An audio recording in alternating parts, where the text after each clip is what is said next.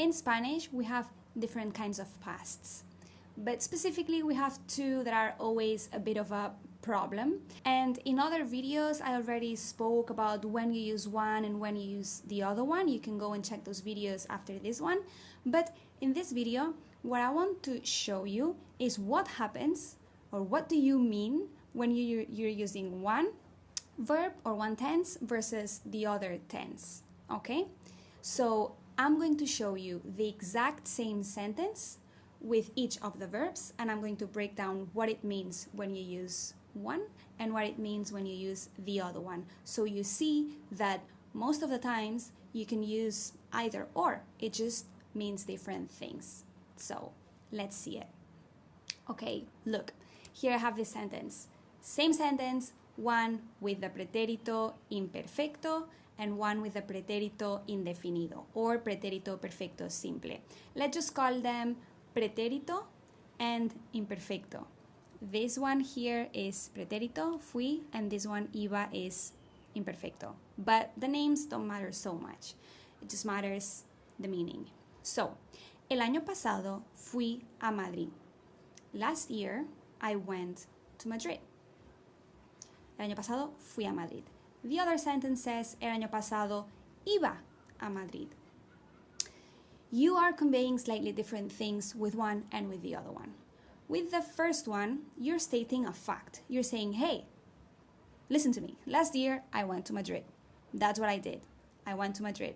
And that's the point of your story. That's what you came here to say.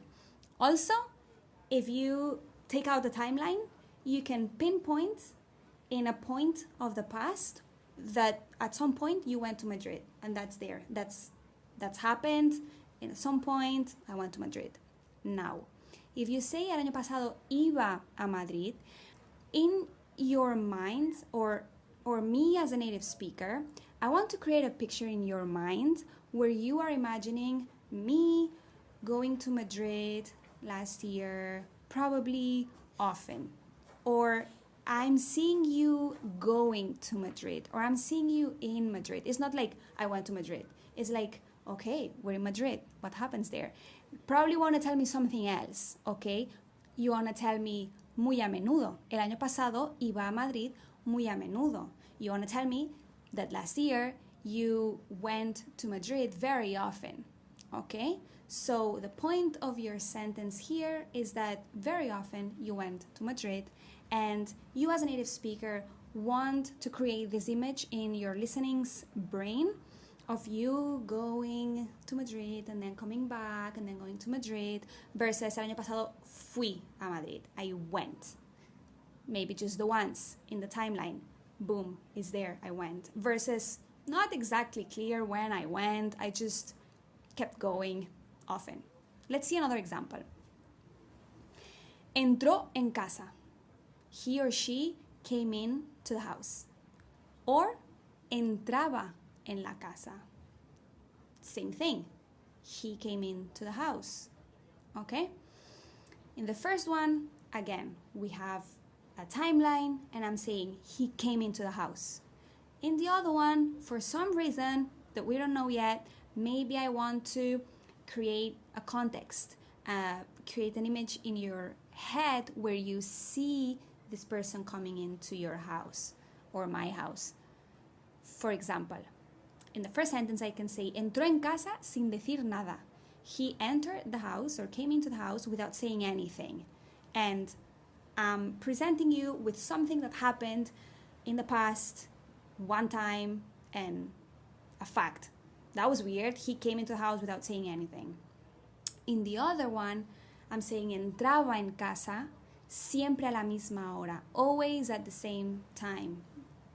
And so in this sentence, in the second one, I want to create an image in your head that you see this person doing an ongoing thing. Always at the same time, he would come in at the same time. Actually, see how I said it?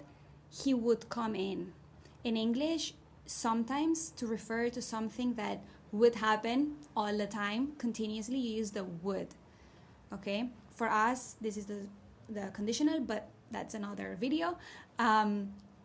So he would come into the house every time at the same time, every day at the same time. versus he came into the house once without saying anything. And I'm pointing at the timeline with the first one. With the second one, no. With the second one, because it's always at the same time, it's like a recurring thing, it's not clear exactly when, okay? Let's see another example. Ayer comí paella versus ayer comía paella. Both mean yesterday I ate paella. Okay, what am I meaning?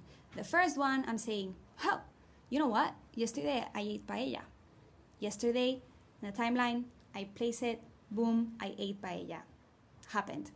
In the other one, ayer comía paella, I'm saying this in this tense because I'm painting a picture in your head. I want you to imagine me eating the paella cuando me llamaste, when you called me. So you called me yesterday while I was having the paella. In English as well, sometimes you use the ing version. You say, I was eating paella when you called me. Or, hey, yesterday when you called me, yeah, I was eating paella. Sí, comía paella. In Spanish, you can also say, estaba comiendo paella. But this one is also common in this case. Just in this case, they're interchangeable. Another example. Hablé con mi jefe. Hablaba con mi jefe. Now at this point, you can start imagining that the first one, it's in a timeline, I spoke with my boss. Maybe yesterday, maybe last year, maybe when I was 12, but it happened at some point and I want you to see it from the distance, from something that happened and it's done and maybe I don't want to say anything else about it, okay? But with the second one, hablaba con mi jefe, pero ya no, but I don't anymore. In this case, I'm saying, I used to talk with my boss. In English, you can also say, I used to. I used to talk with my boss, but I don't anymore. And so when I say hablaba, I want you to picture me talking here and there with my boss, not yesterday, not just, I did, I don't know when, just in the past, I used to. Okay, again, it's not clear in the timeline when I spoke with him. I just want to create a background, a context in your brain to say that I don't speak with him anymore. Okay? Another example. Viví en Buenos Aires. I lived in Buenos Aires. Vivía en Buenos Aires. I used to live in Buenos Aires. Let's see. So, viví en Buenos Aires is something that I'm telling you, hey, as a fact, I lived in Buenos Aires. But then if I say viví en Buenos Aires, I'm saying that as a recurrent thing, as a continuous thing, I lived there. And maybe it's because I'm saying something else about it. So I'm saying durante el confinamiento, during the confinement. Like if someone comes and asks me, what were you doing when we were all confined? And I say, durante el confinamiento vivía en Buenos Aires. So I want you to imagine me in Buenos Aires during that whole period of time. Me being there, not me like it happened. It's just, I was there. I hope that's making sense, but there are more examples. Estudié medicina. I studied medicine. Versus estudiaba medicina. When I say estudié medicina, again, remember about the timeline thing that I'm saying. I put a pin in the timeline. I'm saying I did this.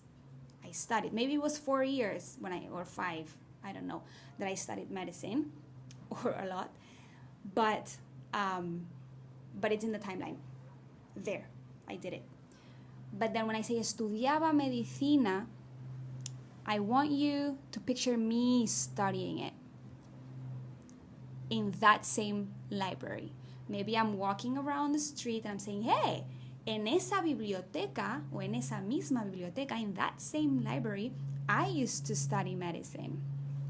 Okay, so I did it. I want you to picture me there with my books studying in the library versus I studied medicine. Fact, I did it in the timeline versus, I was there in the library. Okay? Tuve un perro cuando era niño. I had a dog when I was a kid. Versus tenía un perro cuando era niño. In the first one, stating a fact, when I was a kid. Here the timeline is getting bigger because I was a kid for a long time. And when I was a kid, in that point of the timeline, I had a dog. Maybe I'm not being specific of when, but I'm saying that I did when I was a kid. Versus, tenía un perro cuando era niño. If someone starts saying that, it means that they're probably gonna say something else about the dog, because I don't want to see something from the distance. I don't want you to see me having a dog in the distance and then no more. I want you to come in to the story with me and see me having a dog. Tenía un perro cuando era niño que siempre me acompañaba al parque, that he would always come with me to the park. Again, acompañaba here is with imperfecto because I'm painting an image in your head. I want you to see me with my dog going to the park, okay? It's more to show the context, the background, everything that happened, not just like, yeah, I had a dog. It's more like, let's see you with the dog. And last example. La banda estuvo bien. The band was good versus la banda estaba bien. La banda estuvo bien. Imagine that I went to a concert last week and you asked me how it was and I was like, la banda estuvo bien. The band was really good. Here I'm using the verb estar because it was a state of the band. They were really good. And sí, estuvo bien. La banda estuvo bien. But if I say la banda estaba bien, I want to say something else about it. That's not my main point. That's not, I didn't come here to say, yeah, it was good, because then I would say, estuvo bien. I want to say, estaba bien, pero han cambiado al bajista. But they have changed the bass player. So it's not so good anymore. Estaba bien, sí. Antes, en el pasado, in the past, it was good for a certain period of time.